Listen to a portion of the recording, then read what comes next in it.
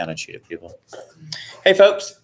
It is March the 23rd, and we are going over the first half of our last chapter, chapter 37. That's XXXVIII. And we have the following terms up here. We have, why did Germans come to Rome? The Visigoths, the Ostrogoths, Theodosius, and Alaric. So, just as a reminder, we are not going to have a lecture tomorrow. I'm going to assign an assignment for you. And for the kids in class, they are going to start with a world geography book. For those of you who are distance learning, I'm going to send you your login information for Study Island. And so I'm going to give you a Study Island assignment on geography because the rest of the school year is going to be focused entirely on world geography. So, all right. Go over this real quick, and then I'll put the terms up on the board. So I'll look at world U.S. government stuff in just a minute. All right, so as our books told us over time, we've seen that Germanic people have had run-ins with the Romans. They were coming mostly from the north and from the east. They worshipped Celtic gods, which was very different from what we see in.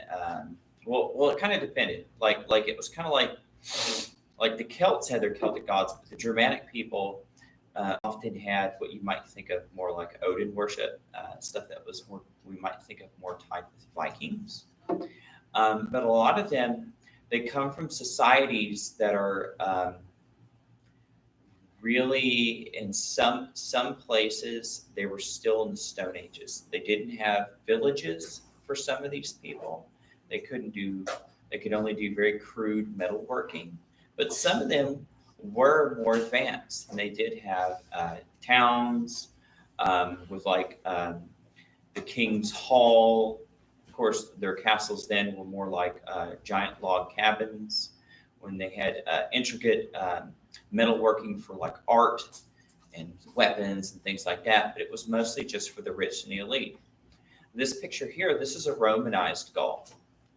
A lot of the Gallic people and the Goths want to become Roman because they see the Roman lifestyle. Like they had cool things, like they could watch entertainment, they could bathe, they had food that was a lot better to eat.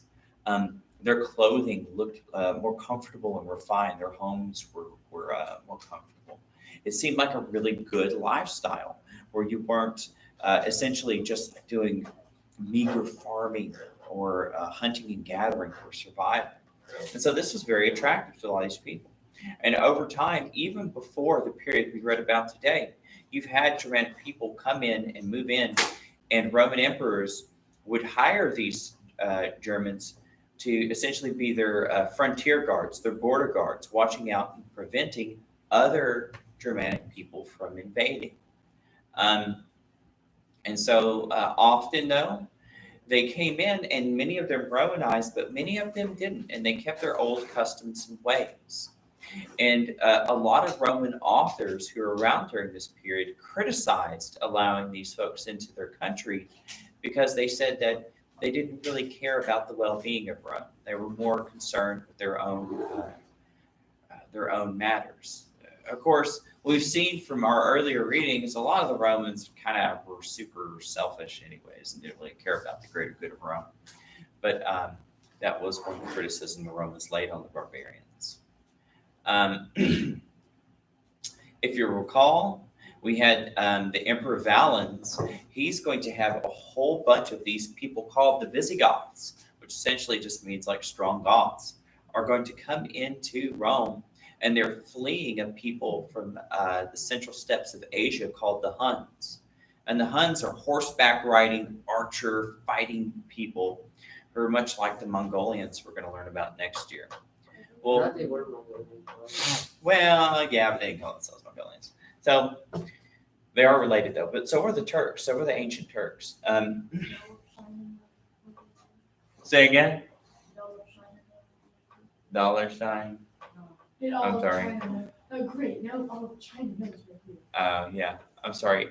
like Jonas, I can't understand you for some reason sometimes. So he's going to allow these folks to come in, and if you remember, he made this bargain to where if you come in, I'm going to let you in, but I get to keep your kids as hostages so you don't make any mistakes. And I'll give you food though.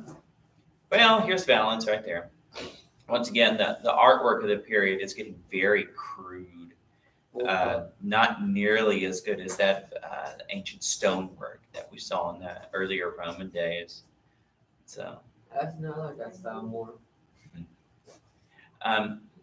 So they're not going to they're going to have a revolt. Most of it has to do with they were being mistreated by Roman officials, and when they have their revolt, they're going to essentially take over a good part of the country. And until eventually they're going to be bribed into peace. And then they're going to be sent to the borderlands as guards. And so then we're going to have come in the Ostrogoths right at the same time, another Germanic tribe. And they are going to be very successful under their leader Alaric. And they're going to push on and take Rome. And they're not going to destroy it forever, however. Because they're going to see that if we let it rebuild, maybe we can plunder it again later. You are going to have a period of peace under the Emperor Theodosius, who himself was a Germanic Roman. He's going to become emperor, but much like emperors we've seen in the past, he's going to live like a king. He's going to keep the Senate around, but he doesn't really let them do anything. And if people criticize him, such as the philosopher Arius I was talking about earlier, he has them put to death. The Visigoths are eventually going to move on and make their own kingdom in Spain, the kingdom of the Visigoths.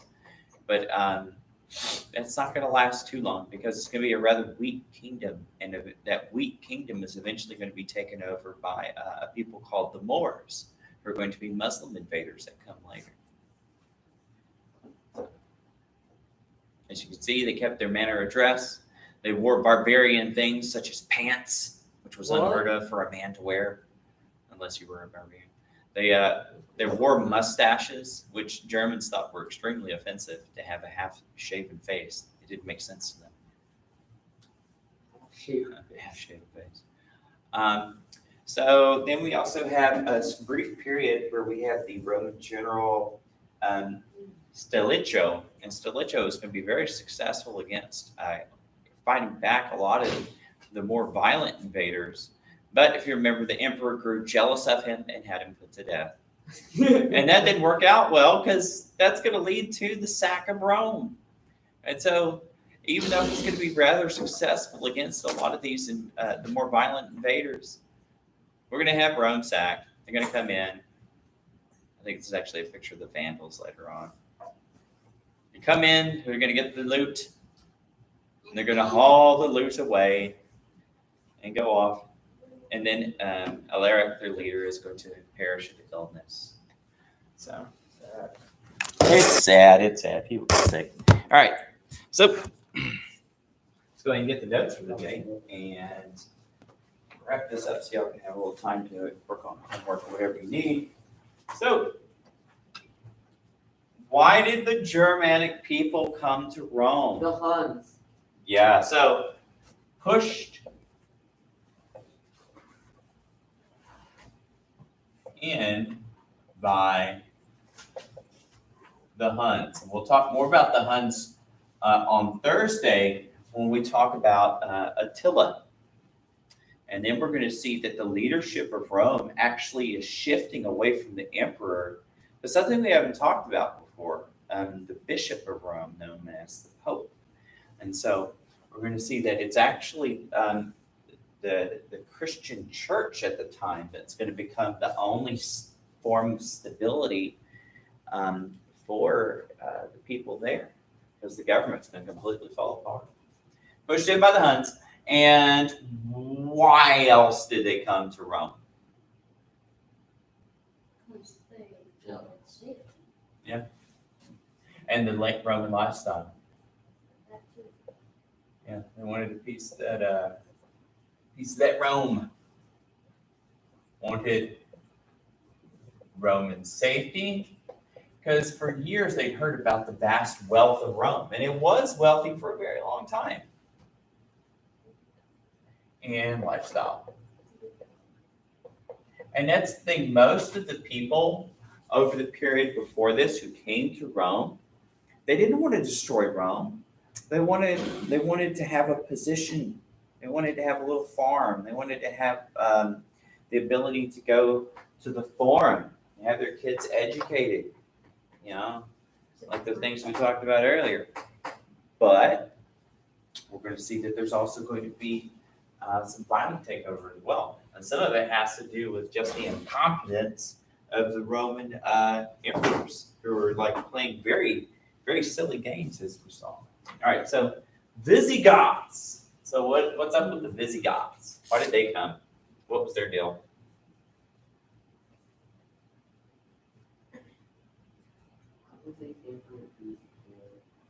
Yeah, they came from like the Danube and the Rhine. I should have pulled a map up. These are rivers, specifically the Danube. It goes all the way through Germany and it even goes down towards Macedonia.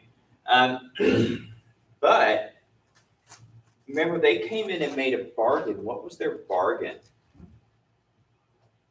You may have children in my store. We'll protect you. Yeah. So, fled to Rome from the Huns.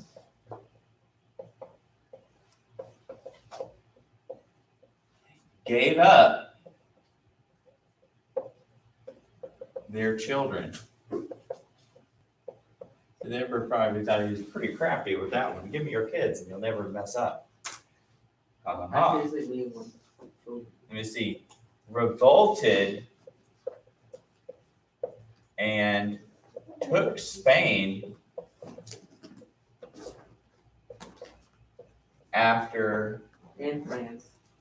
and part of France after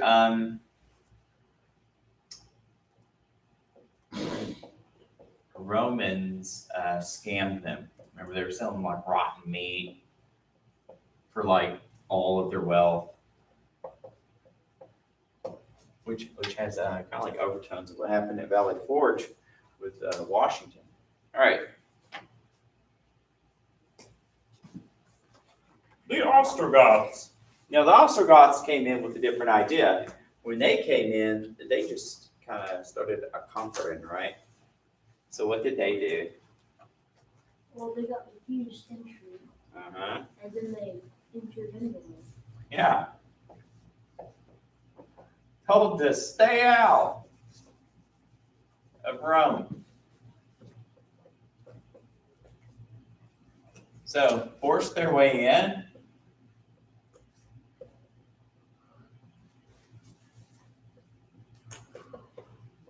And sacked Rome. Remember, sack is when you just totally take over a city, loot it, do some destruction and pillaging.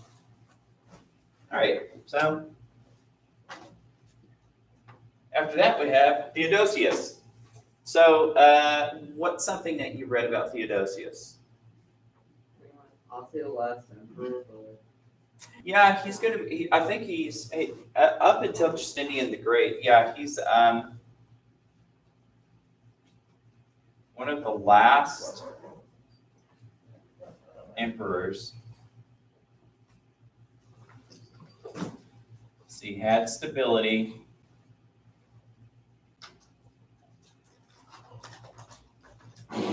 Yeah, if I remember right, how he became emperor was he had a rival emperor, and him and the rival emperor were fighting. And then one day he invited this rival emperor, it might have been a Germanic general, I don't remember his name, to come have a peace treaty with him in a dinner.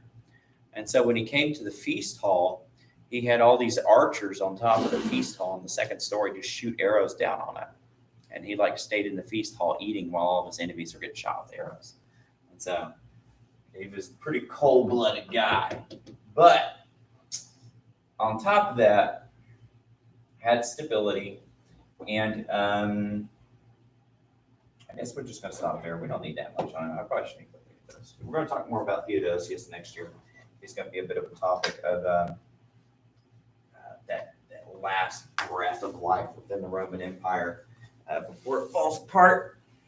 But yeah. All right, so Alaric. So Alaric was the leader of, The Gauls, the German tribe. yeah. So led Germanic invaders, Nope, I'm wrong. Why did I How do you write that spell down? his name? Alaric. Led Germanic invaders to take Rome. And what else? In Greece. In Greece before he died. And so what this shows is that this is sending messages. Other people throughout the world are hearing this. The Parthians in the east. And eventually the Huns are going to hear about all this. They're like, wow, these Roman people are pretty weak, but they still got a lot of money. So let's get down there. And guess what? They will. So, hey, folks, that's going to end it for today. I'm going to post something for you tomorrow, and I'll see you on Thursday.